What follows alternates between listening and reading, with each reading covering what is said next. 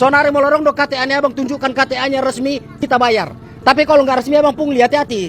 Aku serius ini, karena udah keberapa kali nih kayak gini.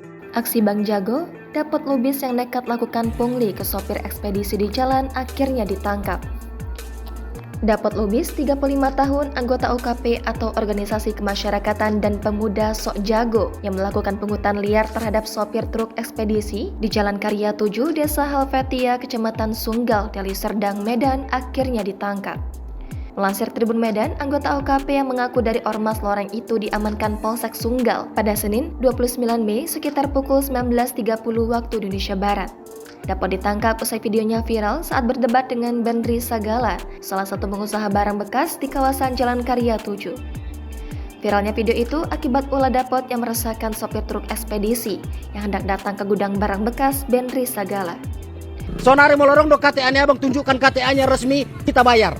Tapi kalau nggak resmi abang pungli, hati-hati. Aku serius ini, karena udah keberapa kali nih kayak gini. Diketahui selama ini dapat lubis kerap melakukan pungli terhadap para sopir yang melintas dengan alasan sebagai uang retribusi.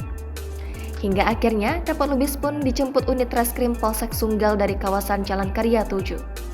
Kanit Reskrim Polsek Sunggal AKP Suyanto Usman saat ditemui pada Selasa 30 Mei mengonfirmasi penangkapan tersebut. Dikatakannya pelaku pun langsung diboyong ke Mako Polsek Sunggal guna penyelidikan lebih lanjut. Setelah diinterogasi, pelaku mengakui perbuatannya yang telah meminta sumbangan dengan jumlah seikhlasnya. Sebelumnya diberitakan akibat aksi pungli yang dilakukan pria berkaos loreng itu, pengusaha barang bekas merasa dirugikan. Sebab para sopir ekspedisi tak berani datang membawa barang ke tempat usaha penampungan barang bekas di sekitar lokasi kejadian. Menurut Benri Sagala, pengusaha barang bekas yang merasa dirugikan, dia sudah pernah menemui pria tersebut. Sebagai pengusaha, Benri paham kalau ada istilah uang rokok atau uang minum.